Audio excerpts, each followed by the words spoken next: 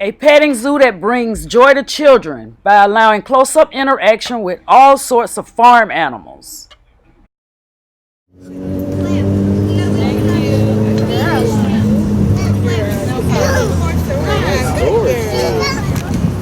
Landing. So the lady up front, her name is Robin. So she owns all the animals and everything.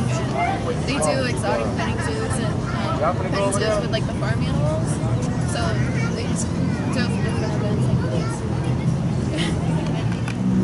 this. Kids of all ages enjoy feeding the animals, but most of all, they seem to enjoy the pony rides. The parents line up eagerly as they wait patiently for their child's turn to ride the pony.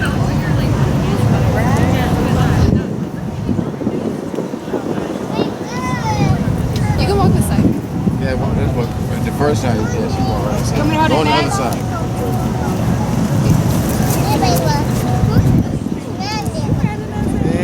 Hey, Lonnie.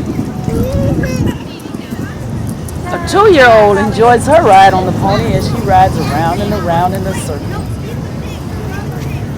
And it seems that her cousin is following her around and around in a circle. Hey, Molly, look at your daughter.